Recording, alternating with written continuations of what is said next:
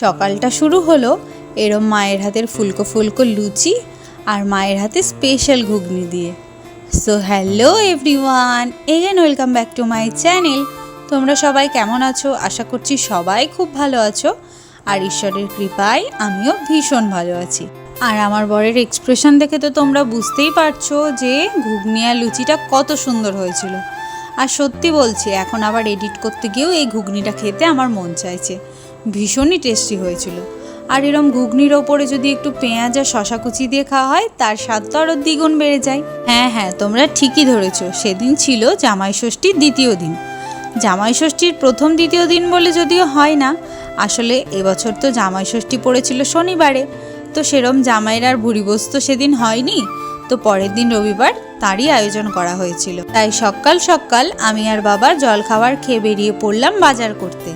আমার যাওয়ার যদিও কথা ছিল না, বাবা আর মায়ের যাওয়ার কথা ছিল, কিন্তু মা সেদিন রান্নাবান্নায় এতটাই ব্যস্ত ছিল, তো মা আর এইদিকে সময় দিতেই পারেনি। জামাই ষষ্ঠীতে যেহেতু জামাইকে মাছ নিয়ে শ্বশুর বাড়ি যেতে হয়, আর আমরা গেছিলাম আগের দিন, জামাই ষষ্ঠীর আগের দিন মানে শুক্রবারে। তো সেদিন মাছ নিয়ে গিয়ে তারপরে শনিবারেও খাওয়া দাওয়া হবে না, সেই রবিবার মানে 2 দিন মাছটা থাকতো ফ্রিজে। তো ফ্রিজের মাছ খেতে তো আর ভালো লাগতো না, তো তাই জন্যই আমরা ঠিক করে নিয়েছিলাম একদম রবিবারে মাছ কিনে টাটকা টাটকা মাছ মাদেরকে খাইয়ে দেবো। সেই মতোই বাবার সাথে আমিও চলে এসেছি বাজার করতে। বাবা কিনেছিল চিকেন আর মাটনটা দাদা আগেই বাড়িতে দিয়ে গেছিলো, মা সেই মতো বাড়িতে রান্নাবান্না শুরুও করে দিয়েছে। আর বাবার কিছু নেওয়া ছিল সবজি বাজার, তো সেগুলোই নিতে এসেছিল, আর চিকেনটা আর মাছটা মানে পাবদা মাছ আর চিংড়ি মাছটা ছিল আমাদের তরফ থেকে বাবা মায়ের জন্য খাওয়া দাওয়ার উপহার। আমরা প্রথমে ভেবেছিলাম যে একটা বড় কাতলা মাছ নেব, কিন্তু ওই যে মায়েরা তো সবসময় ছেলে মেয়েদের খাওয়াটাই বেশি ভাবে, তো জামাই যেহেতু পছন্দ করে পাবদা মাছ, তো মা তাই জন্য বলল যে না, কাতলা বা ইলিশ কোনোটাই যেহেতু আমার জামাই পছন্দ করে না, তাই জন্য পাবদা মাছ আর চিংড়ি মাছ নিয়ে। কি হচ্ছে এটা? এখন এটা হচ্ছে চিংড়ির মালাইকারি। বাপরে, ঘেমে গেছে কত, দেখো সবাই। কি কি আইটেম হলো আজকে জামাই ষষ্ঠী স্পেশাল? ডাল, 5 রকমের ভাজা, চিকেন, মাটন, চিংড়ি মাছের মালাইকারি, আমড়ার চাটনি আর মিষ্টি দই। আর একটা বললো না পাবদা? ও, পাবদা মাছের ঝাল। বাবা, জামাই খেতে পারবে একসাথে এতগুলো? শাশুড়ি মা ঘেমে ঘেমে রান্না করছে এখানে, বেচারা। এই খাবে, আস্তে আস্তে খাবে আমার জামাই। তো তোমরা তো দেখতেই পেলে মা ঘেমে ঘেমে জামাইয়ের জন্য এত কিছু রান্না করছে। আর এটা হচ্ছে আমার দাদা আর বৌদি ভাইয়ের ঘর। আর এখন কিন্তু আমার পুচকুরো ঘর বলতে পারো, মানে আমার দাদার একটা পুচকু শোনা হয়েছে, আমার ভাইপো, সে তো এখন রয়েছে তার দিদুর বাড়িতে, তো সে বাড়ি আসার আনন্দেই দাদা এখন এই ঘরটাকে আবার নতুন করে সাজাচ্ছে। আর এই যে দেখো আমাদের বাড়ির ছোট্ট ভাই, আমাদের পকাই, অনেক ভিডিওতেই তোমরা হয়তো ওকে দেখেছো, ও না ভীষণ অলস, একটু সুযোগ পেলেই খালি ঘুমোতে থাকে। আমার যতদূর জানা আছে বিড়ালরা এরকম অলসই হয়, কিন্তু আমার মনে হয় এ একটু যেন বেশি অলস। দেখো আমি কত ওকে নড়িয়ে ওর ঘুম ভাঙানোর চেষ্টা করছি, ওর ঘুমই ভাঙছে না। আচ্ছা, তোমাদের কার কার বাড়িতে এরকম ছোট্ট ছোট্ট বাচ্চারা আছে, আর তোমরা তাদের ভালোবেসে কী নামে ডাকো আমায় কমেন্টে জানিও তো। মাকে টুকটাক হেল্প করে দেওয়ার পর তখন ঘড়ির কাঁটায় বাজছিল ওই 1:30 থেকে 1:45 মতো। তো এবার তো আমাকে স্নান করে নিতে হবে, তো সেই মতো আমি স্নানটাও সেরে নিলাম। আর এবার যেন অনেকটা ফ্রেশ লাগছে, আর এখানে চলছিল অনেক হাসি মজা, তোমরা শোনো। ঠিক আছে, তাও খাচ্ছে। কেন খাচ্ছ বাবা?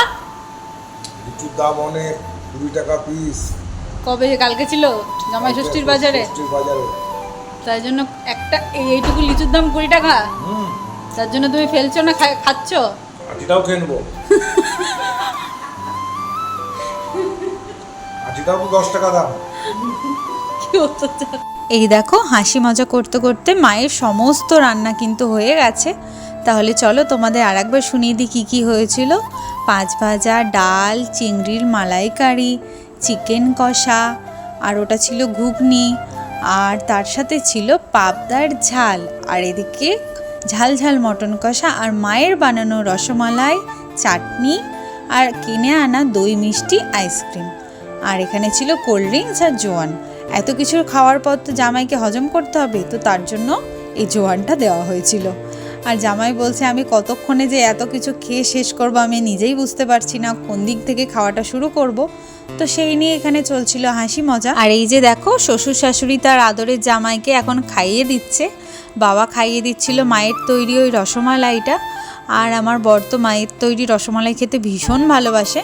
তবে আমার বর বলে নাকি আমার মায়ের থেকেও ভীষণ টেস্টি রসমালাই বানায় আমার বৌদি ভাই। তো হ্যাঁ, আমার বৌদি ভাই ভীষণই টেস্টি রসমালাই বানায়। আর তারপরে আমার বরমশাইও বাবাকে মাকে খাইয়ে দিচ্ছিল। আর তোমরা তো দেখলেই মা একটু সেকেলে শাশুড়িদের মতো জামাইকে পাখার বাতাসও দিয়ে দিচ্ছিল। তো ভীষণ মিষ্টি ছিল এই মুহূর্তটা। তাহলে চলো, আমার বরমশাই এখন আস্তে আস্তে সমস্ত খাবারগুলো শেষ করুক। আর সেদিনকে খাবার দাবার কিন্তু কিচ্ছু নষ্ট করা যাবে না, কারণ সেদিনে খাবারের দাম ছিল কিন্তু আকাশ ছোঁয়া। কারণ মাটন ছিল সেদিন 1100 টাকা কেজি, আর এই এক পিস পাবদা মাছ ছিল 35 থেকে 40 টাকা পিস। তো বুঝতেই পারছো। আর তার থেকেও যেটা সব থেকে ওপরে ছিল আমার মায়ের এই কষ্ট করে ভালোবেসে করা রান্না। তো সবার ওপরে ছিল মায়ের এই খাটুনি পরিশ্রম, আর তার সাথে ছিল মায়ের আদর যত্ন ভালোবাসা। তো আমার বর কিন্তু কোনো কিচ্ছু নষ্ট করেনি, আস্তে ধীরে সমস্তটা খেয়ে ফেলেছিল। গল্প করতে করতে পুরো খাবারটা শেষ করতে ওর সময় লেগে গেছিলো প্রায় 1 ঘন্টার ওপরে। তো যাই হোক, তারপরে আমাদেরও খাওয়া দাওয়া হয়ে গেছে। এখন আমরা গোছাগুছি করে নিচ্ছি, কারণ এক্ষুনি আমাকে আবার বাড়ি ফিরতে হবে। তো এই যে মাদের তখন একটু মনটা খারাপ হয়ে যাচ্ছিল যে একদিনের জন্য আসলি, ষষ্ঠীতে তো সব মেয়েরা এসে বাবার বাড়িতে 3-4 দিন করে থাকে, কিন্তু আমার পরিস্থিতিটা এখন ও বাড়ির একটু খারাপ আছে, যেহেতু আমার শাশুড়িমা বাড়িতে নেই আর শ্বশুরমশাইয়েরও শরীরটা ছিল একটু খারাপ। তো আমাকে বাড়ি আসতেই হতো। তো মায়েদের মন খারাপ হলেও আমার কিচ্ছু করার ছিল না। তো এই যে বাবা মা সবাইকে টাটা করে এখন আমি ফিরছি আমার শ্বশুর বাড়িতে। আর প্রত্যেকবার এই বাড়ি থেকে ওই বাড়ি যাওয়ার সময় মা সবসময় বলে যে ভালো করে দেখ, কিছু রেখে যাচ্ছিস না তো, ভালো করে সব কিছু দেখে নিয়েছিস তো, কিছু ফেলে যাচ্ছিস না তো। তো তোমাদের আর কি করে বোঝাই যে তোমাকে, বাবাকে, দাদাকে, সবাইকেই তো এখানে ছেড়ে যাচ্ছি, তো আলাদা করে আর কী বা ফেলে যাব। তো প্রত্যেকবারের মতো এই যে মন খারাপ নিয়েই ফিরছি আমার শ্বশুর বাড়িতে বা আমার নিজের বাড়িতে। আর সেদিন রাস্তায় ছিল ভীষণ পরিমাণে ভিড়, আমরা বুঝতে পারছিলাম না হঠাৎ কিসের এত ভিড় ছিল। তো তোমরা দেখতেই পাচ্ছ ভীষণই ভিড়। তো তারপরে এই সমস্ত ভিড় কাটিয়ে আমরা এবার বাড়ি ফিরছি। আর বারবিও ছিল না, যেহেতু আমরা 2 দিন বাড়িতে ছিলাম না। তো বারবিকে একটা ওর বন্ধুর বাড়িতে রেখে যাওয়া হয়েছিল, এবার বারবিকে ওখান থেকে নেব। আর তোমরা দেখো বারবি আমাদেরকে এতদিন পর দেখতে পেয়ে কতটা আনন্দ পেয়েছে।